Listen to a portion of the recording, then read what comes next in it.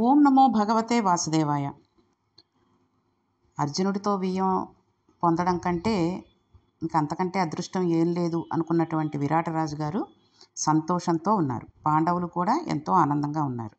అయితే ఇక్కడ ఇంకొక విషయం చెప్పాలి మీకు. విరాట నగరానికి చాలా దగ్గరలో ఉపప్లావ్యము అని ఒక చిన్న ఊరుంది. ఆ ఊరిలో పాండవులకు కావలసిన సమస్త సౌకర్యాలు ఉన్నాయి. విరాటరాజు వెంటనే ఆ ఊరిని పాండవులకు విడిదిగా ఇచ్చేశాడు. అంటే వివాహానికి కావలసిన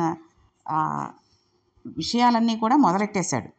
తర్వాతి కాలంలో ఉపప్లావ్యం నుండియే యుద్ధానికి కావలసిన వ్యూహ నిర్మాణం కూడా జరిగింది.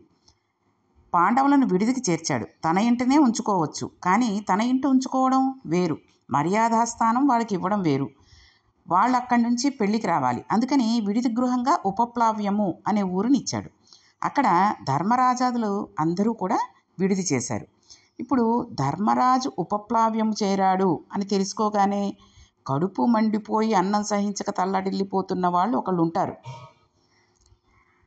వాళ్ళ బాధ ఏంటంటే ఈయన ఇప్పుడు అర్జునుడి చేతిలో ఓడిపోయాడు. పాండవుల అరణ్యవాసం అయిపోయింది, అజ్ఞాతవాసం కూడా అయిపోయింది. పైగా ఇప్పుడు పాండవులు పెళ్లివారైపోయారు. వాళ్ళకి ఒక విడిది నగరం ఇవ్వబడింది. వాళ్ళు చక్కగా సుఖంగా సంతోషంగా ఉన్నారు అనేటటువంటి విషయాన్ని జీర్ణించుకోలేక కడుపు మండిపోతూ అన్నం సహించక తల్లడిల్లిపోతున్నవాడు ఒకడున్నాడు. ఈ పాటికి అందుకు మీరందరికీ అర్థమయ్యే ఉంటుంది. ఎవరో కాదండి, దుర్యోధనుడే. అటువంటి బాధ దుర్యోధనుడికి తప్పితే ఇంకెవరికి ఉంటుందండి? కాబట్టి దుర్యోధనుడు తానొకటి అనుకున్నాడు, కానీ జరిగింది ఇంకోటి.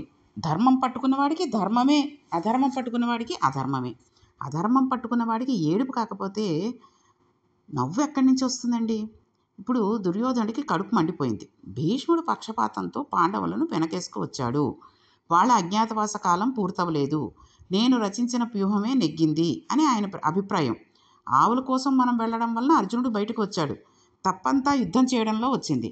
యుద్ధం ఎందుకు చేయాల్సి వచ్చింది అంటే ద్రోణుడు వ్యూహం రచించి వెళ్ళిపోమన్నా వెళ్ళిపోకుండా అక్కడే ఉన్నాడు. భీష్ముడు కూడా అక్కడే ఉన్నాడు. వీళ్ళందరూ అర్జునుడితో నీవు బయటకు వచ్చేసావు కాబట్టి అజ్ఞాతవాసం భంగం అయిపోయిందని అన్నట్లయితే మన పరిస్థితి వేరుగా ఉండేది. వీళ్ళు అలా అనడం మానేసి అధిక మాసాలతో కలుపుకొని పాండవుల అరణ్యవాసం అజ్ఞాతవాస కాలం పూర్తయిపోయాయి అని చెప్పారు. వీళ్ళు పాండవులను వెనకేసుకు వచ్చి నన్ను తప్పుతోవ పట్టించాడు. ఇప్పుడు ఎలాగో అలాగా వాళ్ళని మళ్ళా అరణ్యవాస అజ్ఞాతవాసాలకు పంపించి వేయాలి అనుకున్నాడు. చూసారా, కొంతమందికి ఎవరు ఏది చెప్పినా కూడా వాళ్ళు చెప్పిందే సరి అనుకుంటారు. లేదంటే వాళ్ళు ఏదైనా తప్పు చేశారని మనం చెప్పామనుకోండి, అబ్బబ్బే అదేం తప్పేం కాదు, ఫలానా రకంగా ఉపయోగపడుతుందని ఆ రకంగా చేసాం అంటూ ఉంటారు. చిన్న ఉదాహరణగా చెప్పాలనుకోండి, ఇంట్లో భార్య భర్త ఉంటారు. అంటే భర్తని తక్కువ చేసి మాట్లాడడం కాదు, భార్యను తక్కువ చేసి మాట్లాడడం కాదు. ఆడవాళ్ళైనా మగవాళ్ళైనా ఎవరైనా సరే కొన్ని విషయాలు అవతల వాళ్ళ మీదకి నెట్టేయడం, మేము చేసింది తప్పు కాదు, మీకోసమే ఇదంతా చేస్తున్నాం అన్నట్టుగా చెప్పడం అనేది ఎలా ఉంటుందంటే, ఇంట్లో 2 బెడ్రూమ్లు, హాలు, కిచెన్ ఉంటాయి కదండి. బెడ్రూమ్లో ఏ పుస్తకాలు కాగితాలు కావాలో, లేకపోతే స్నానం చేసి వచ్చాడో భర్త, ఆ ఫ్యాను లైటు అలా విదిలేసేసి వచ్చేస్తాడు. ఆ తువ్వాలు అక్కడే విదిలేసి వచ్చేసి దేవుడికి దండం పెట్టుకోవడమో, లేకపోతే కూర్చొని ఆఫీస్ పని చేసుకోవడమో, టిఫిన్ తినడమో ఏదో చేస్తూ ఉంటాడు.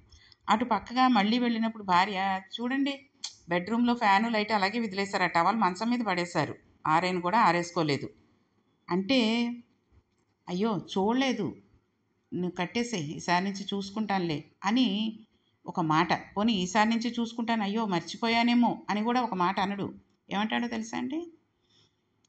ఇప్పుడు నువ్వు పెడుతున్నావు కదా, నువ్వు వెళ్ళేసరికి ఫ్యాను లైటు ఉంటే నీకు హాయిగా ఉంటుంది కదా అని, అందులో తడి టవల్ అక్కడ పెట్టాననుకో, ఎండాకాలం కదా, ఆ ఫ్యాన్ గాలికి చల్లటి గాలి వేస్తుందని అలా ఉంచాను, నీకోసమే అది అలా చేశాను అంటూ ఉంటాడు. ఎప్పుడు ఎడుతుందో భార్య ఆ గదిలోకి తెలియనటువంటి భర్త ముందుగా ఫ్యాను లైటు వేసేసి ఉంచాను నీకోసం అని చెప్పడం ఏంటండి? అది తన తప్పును ఒప్పుకోకపోవడం. ఇప్పుడు దుర్యోధనుడు ఏం చేస్తున్నాడండి? తన అజ్ఞాతవాసం అవలేదు, అర్జునుడు పట్టేసుకుంటాను అంటే పట్టుకోనివ్వకుండా భీష్మ ద్రోణాదులు అజ్ఞాతవాసం సంవత్సర అదిలో ఉండేటటువంటి అధిక మాసాలతో సహా అయిపోయింది అని చెప్పారు. కాబట్టి వాళ్ళు చెప్పింది తప్పు, నేను చెప్పిందే కరెక్ట్ అన్న ఉద్దేశంతో పాండవుల్ని వెనకేసుకొచ్చి నన్ను తప్పుదోవ పట్టించారు అనేటటువంటి కక్షతోటి ఉన్నాడు. కాబట్టి ఇప్పుడు ధర్మరాజు గారి దగ్గరికి దుర్యోధనుడు ఒక దూతను పంపించాడు. నీ తమ్ముడు తొందరపడి బయటకు వచ్చేసాడు, ముందరే బయటకు వచ్చేసాడు కాబట్టి నియమభంగం అయిపోయింది. కాబట్టి మీరందరూ కూడా అరణ్యవాసం అజ్ఞాతవాసం చెయ్యాలి అని దూతతోటి ఉపప్లావ్యంలో ఉన్నటువంటి ధర్మరాజు గారికి కబురు చేశాడు. ఆ దూత వెళ్ళి ధర్మరాజుతో అన్నాడు, నీ తమ్ముడు ఏడాది పూర్తవు కాకుండానే బయటకు వచ్చి కనబడ్డాడు కాబట్టి ఇప్పుడు అజ్ఞాతవాసం భంగం అయింది కాబట్టి ఏది ధర్మమో అది నువ్వు చెయ్యి అన్నాడు. అంటే ధర్మరాజు గారు అన్నాడు, ధర్మరాజు అంటే ఎంత దూరదృష్టితో ఉంటాడో చూడండి, దూత వచ్చి నిన్ను దుర్యోధనుడు ఈ విధంగా అడగమన్నాడు అని ఈ ప్రశ్న వేశాడు. ఇప్పుడు ధర్మరాజు అన్నాడు, కాలం పూర్తయింది, 13 సంవత్సరాలు మేము అరణ్యవాసం అజ్ఞాతవాసం పూర్తి చేశాం. నీవు వెళ్ళి ఈ మాటని భీష్ముడు ద్రోణుడు పక్కన ఉండగా దుర్యోధనుడితో చెప్పు. ఖచ్చితంగా చెబుతున్నాను, ఖచ్చితంగా మేము మా అరణ్యవాస అజ్ఞాతవాసాలను సకాలంలో పూర్తి చేశాం అని చెప్పాడు. ఆ దూత వెళ్ళిపోయాడు. ఈ విషయాన్ని దుర్యోధనుడికి చెప్పాడు. ఇప్పుడు పాండవులు సంతోషపడుతుంటే దుర్యోధనుడికి బాధపడడం వినా ఇంకో మార్గమే లేదు. అందుకని బాధపడుతున్నాడు. ఈలోగా విరాటరాజు గారు సంతోషంతో పెళ్లి పనులు ప్రారంభం చేసేశారు. ఇప్పుడు పెళ్లి పనులకు సంబంధించి విరాటరాజు గారు బ్రాహ్మణులతోటి వైదిక నిష్ట కలిగిన వారు వాళ్ళతోటి ఉండేటటువంటి జ్యోతిష్కులతోటి సంప్రదిస్తూనే ఉన్నాడు. వీళ్ళని పట్టుకుని ఆయన పెళ్లి పనులు మొదలుపెట్టాడు. కాబట్టి ఇప్పుడు ఆయన ఏం చేశాడంటే పెళ్లి పందిరిలో మంగళప్రదాలు అంటే తొందరగా వాడిపోనివి ఏవి ఉంటాయో అవి కట్టాలి. అందుకని అక్కడ అన్ని చోట్ల అరటి స్తంభాలను కట్టారు. వాటితో పాటుగా పోక స్తంభాలను కట్టారు. పెళ్లి మండపం అంతా కలువ పువ్వులతోటి దండలు కట్టారు. మహారాజు కాబట్టి వీటి మీద అక్కడక్కడ మణిహారాలు అలంకారం చేశాడు.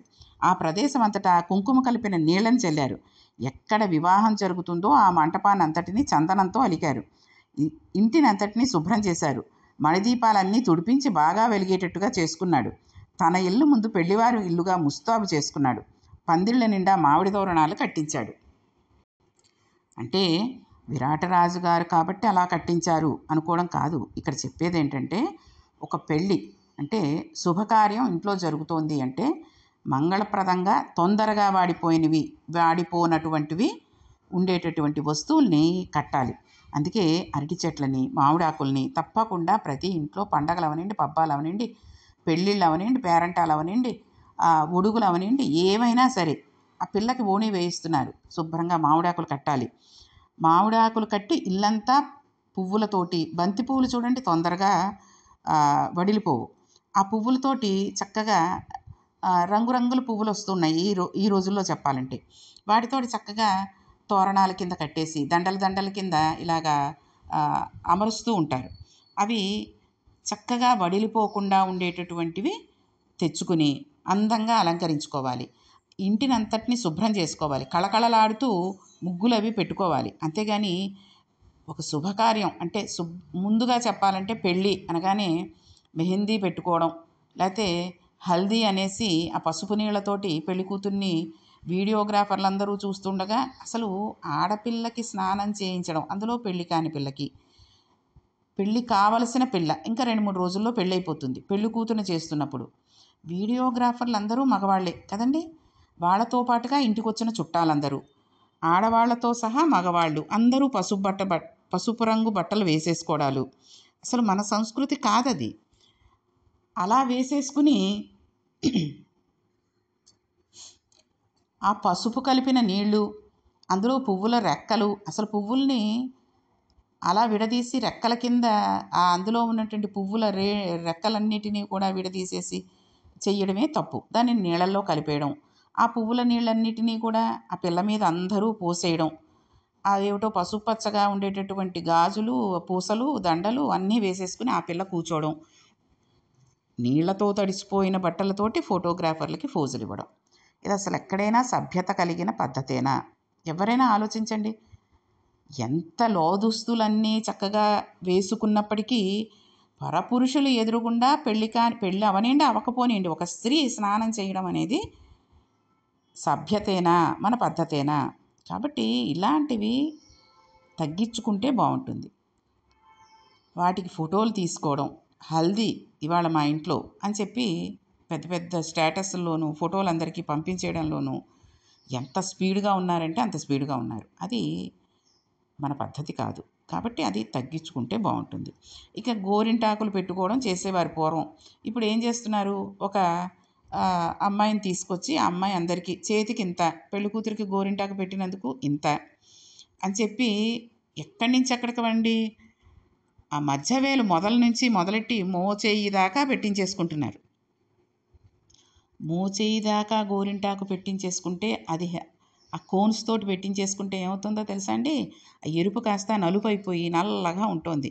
గాజులు అవి వేసుకున్నా కూడా 2-3 రోజులకి ఆ మోచేయి దాకా ఏదో షుగర్ వ్యాధి ఎక్కువగా ఉన్న వాళ్ళకి చేతులు చూడండి నల్లగా అయిపోయి చేతులు ఒళ్ళంతా కూడా చర్మం ఒక రకంగా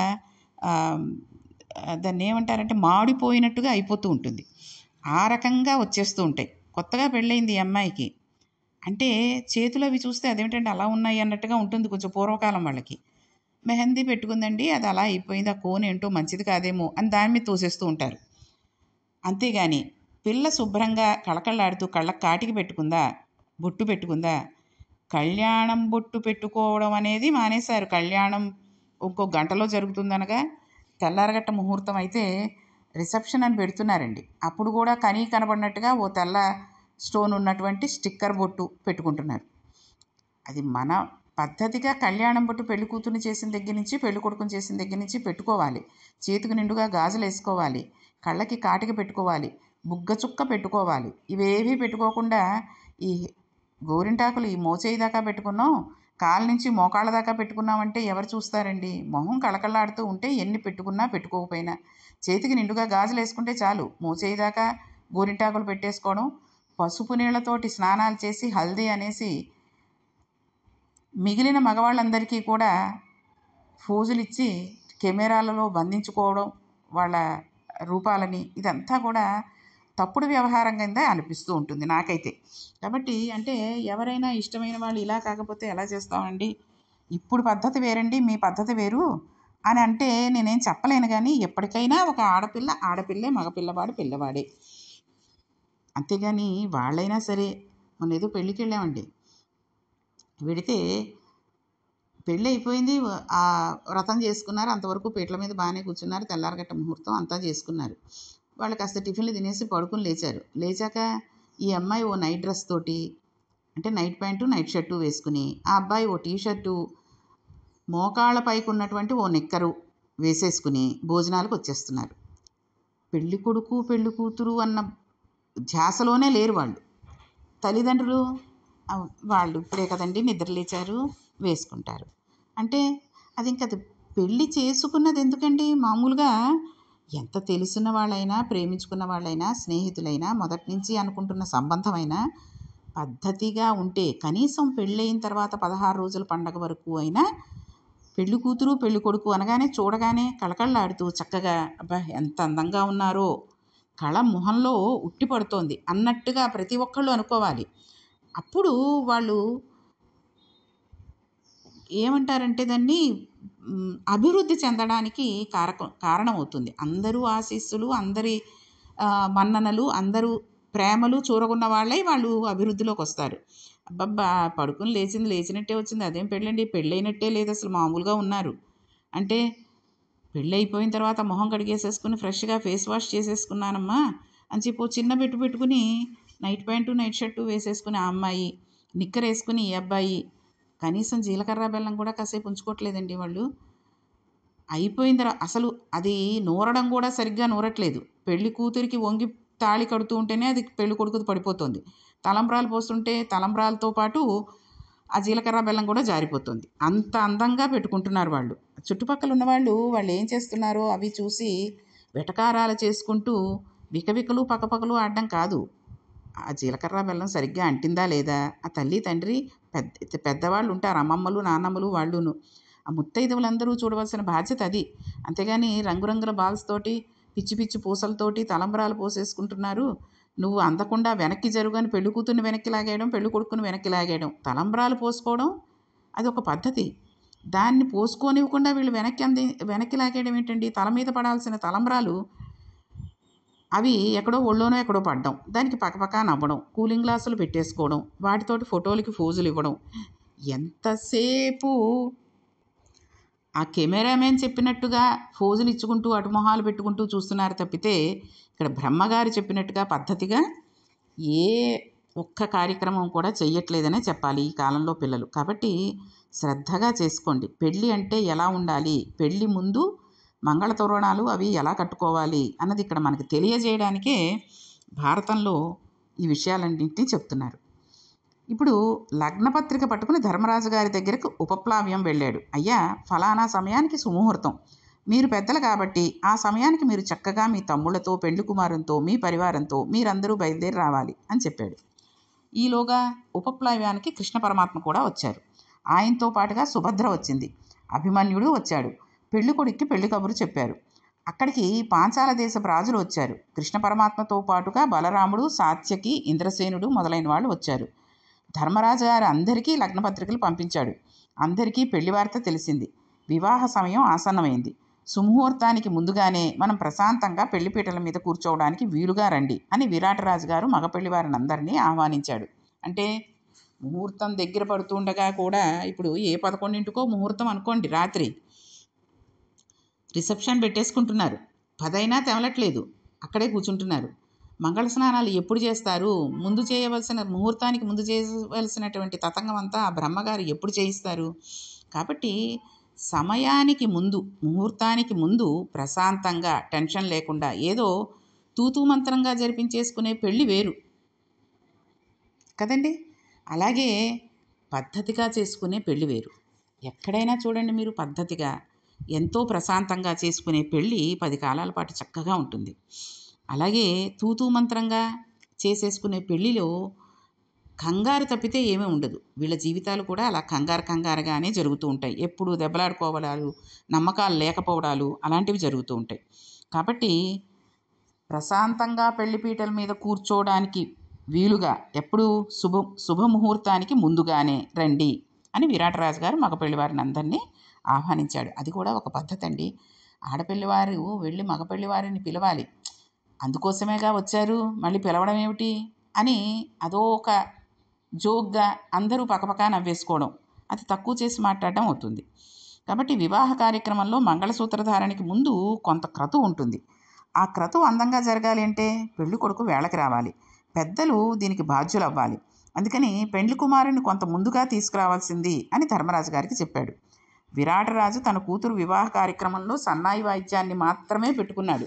ఎందుకంటే నాదస్వరం వచ్చిన వాళ్లకు రాగతాళాలు తెలుస్తాయి. వాళ్ళు సాధారణంగా ఈశ్వరుని ముందు మోగిస్తారు. దేవాలయంలో నాదస్వరాన్ని ఈశ్వరుని ముందు వాయిస్తారు. అప్పుడు వాళ్ళ ఊపిరి ఈశ్వర సేవకు అంకితం అవుతుంది. వాళ్ళకి భగవంతుడికి సంబంధించిన కృతులు, కీర్తనలు అలవాటు పడి ఉంటాయి. అటువంటి వాద్య పరికరంతో వాళ్ళు వచ్చి కూర్చుని మంగళప్రదంగా సన్నాయి మాత్రమే వాయించాలి. అందుకని విరాటరాజు డోలు, సన్నాయి మాట్లాడుకుని ఏర్పాటు చేసుకున్నాడు అని చెప్పారు తిక్కన గారు. అంటే అనవసరమైన పెద్ద పెద్ద సౌండ్లతో ఉండేటువంటి, ఇప్పుడు చెప్పాలంటే డీజేలు అలాంటివి పెట్టుకుని పెళ్లి చేయడం కాదు. పిచ్చి పిచ్చి పాటలన్నీ వచ్చినటువంటి సన్నాయిని మోగించమండం కాదు.